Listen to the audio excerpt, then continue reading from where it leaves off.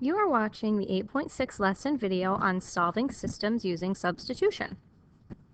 Now, like elimination, we are solving these linear systems algebraically.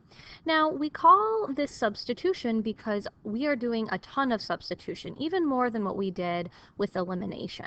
So what we want to do right from the beginning is look at the two equations, and I can tell when something is really good to solve using substitution as opposed to elimination is when either one or both of the equations are set equal to a single variable with nothing else. So it would have to be like y equals or x equals.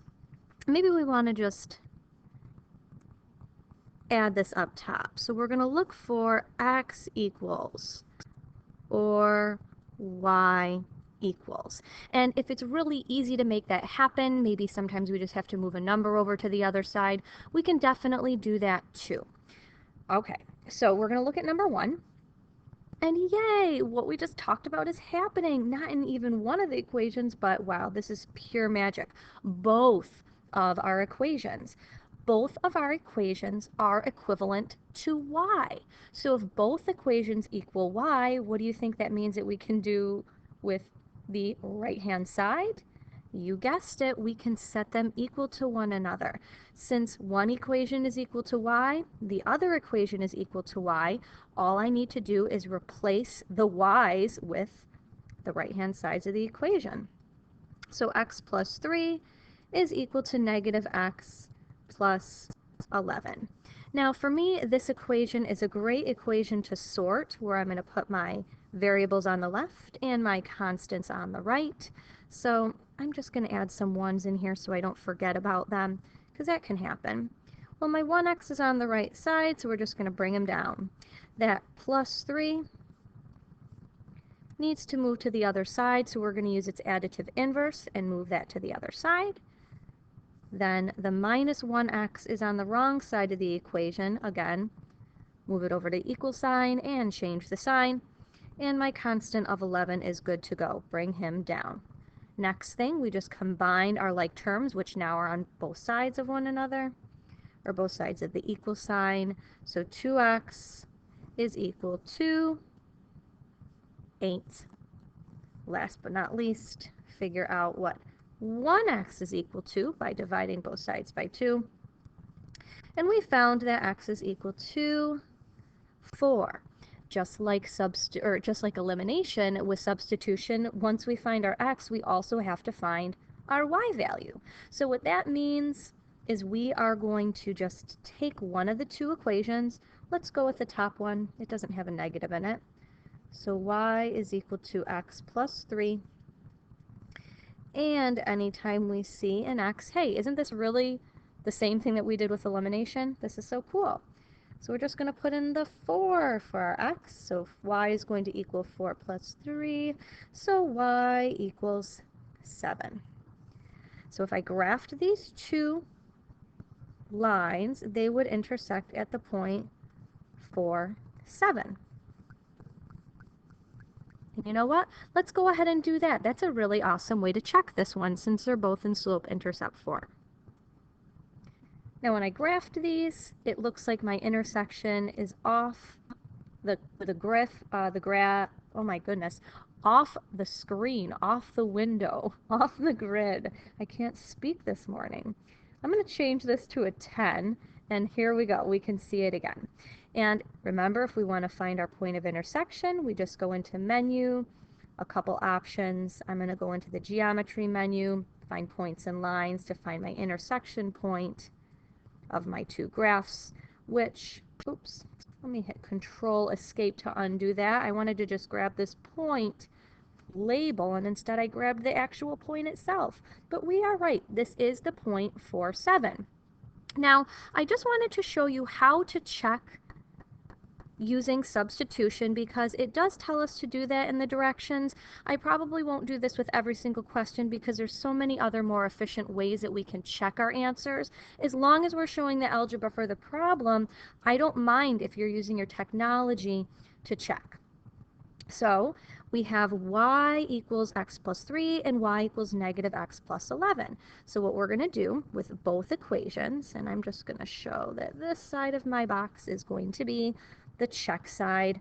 I am going to substitute 7 in for my y and 4 in for my x, and just make sure that 4 plus 3 equals 7. Of course it does. So that one checked out to be nice. Same deal, bottom equation. So 7 should equal negative x plus 11. So negative 4 plus 11 is 7. So both equations checked. As we move on to question number 2, we can see that one equation is written in standard form. That's obviously the top one, 3x plus 4y is equal to 18. And the other is, yay, y equals. So guess what we're going to do? We are going to start with the first equation, 3x plus 4y is equal to 18. And anytime I see a y, we are going to replace it with negative 3x. And remember, what do we always put around our values when we substitute? Yes, parentheses. Good. I'm glad that you were thinking that in your brains. So 3x, that's not a y term. We're not replacing anything over here.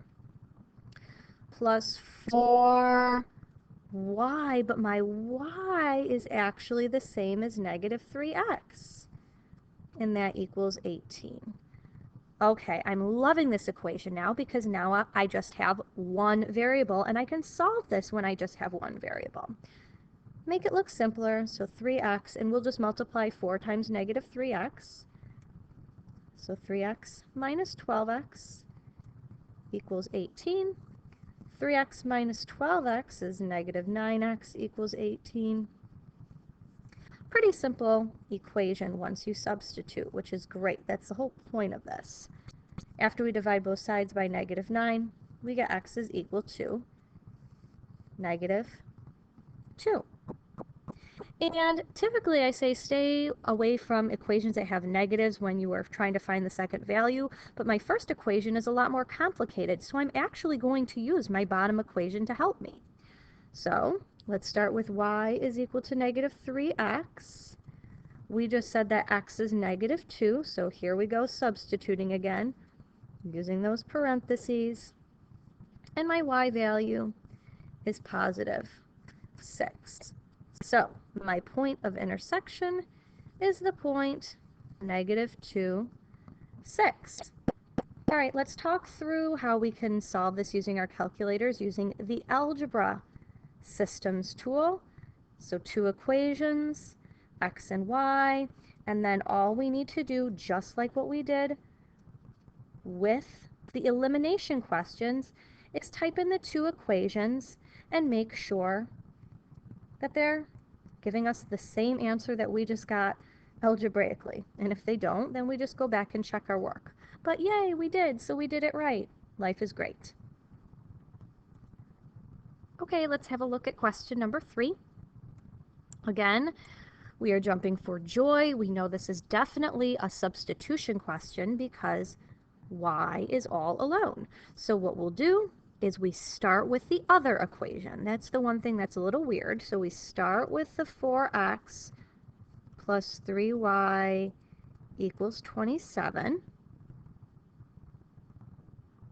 And then, since we know that y is equal to 2x minus 1, we have to substitute that entire value, this whole thing, into my y, which is down below here. So parentheses, parentheses, parentheses.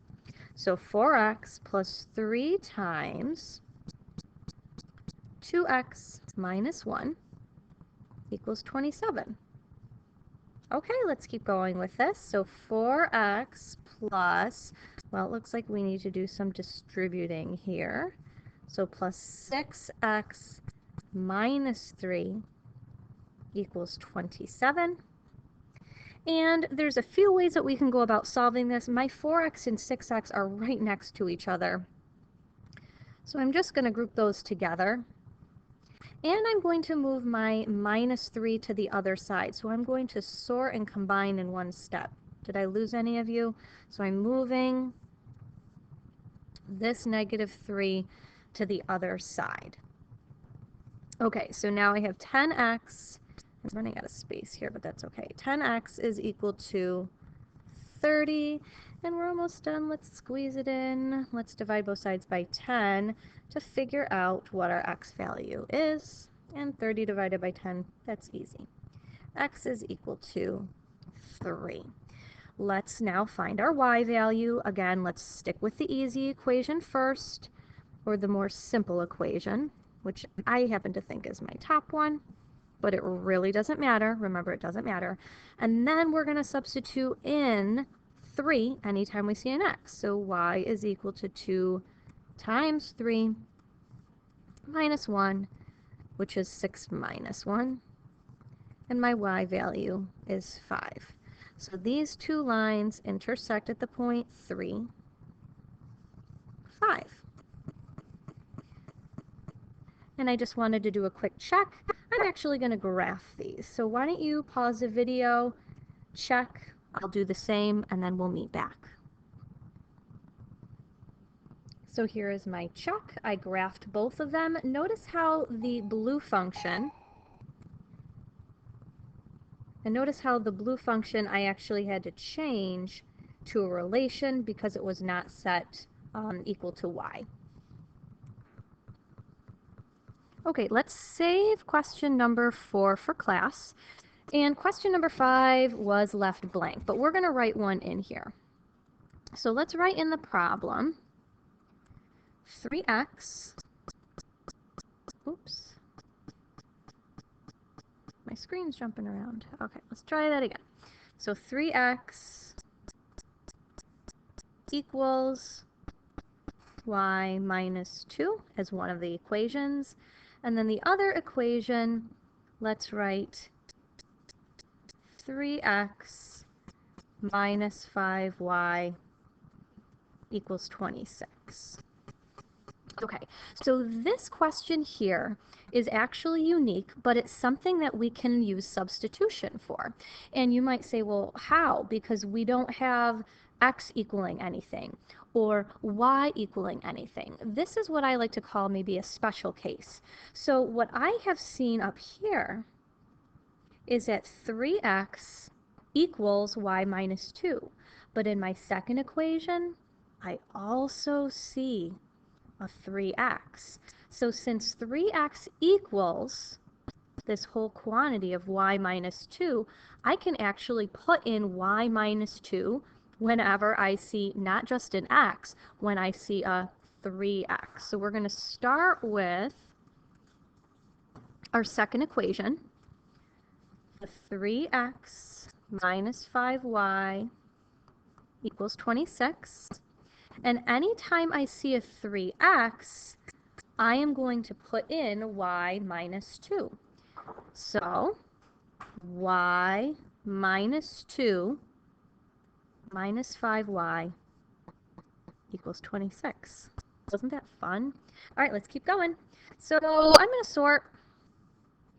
I'm going to leave my 1y minus 5y over on the left-hand side, but because my minus 2 is a constant, that should be over on the same side as a 26. So we move it over and it becomes plus 2. 1y minus 5y is a negative 4y. 26 plus 2, 28. Divide both sides by negative 4. And we get our final answer of y equaling negative 7. All right, let's find our x value. We can pick whichever equation we want to start with. I'll start with the first one. I just think it looks a little bit simpler. 3x is equal to y minus 2. So whenever we see a y, we're going to put in negative 7. So 3x is equal to negative 7 minus 2. And negative 7 minus 2 is just negative 9. Divide both sides by 3. And our final answer is x is equal to negative 3. So these 2 points, or these 2 lines, intersect at the point negative 3, negative 7. And we've done a lot with checks already, but you could pick whatever strategy you wanted. You could graph both of these lines in relation mode, find their point of intersection, or use the algebraic solve like what we did in this example here.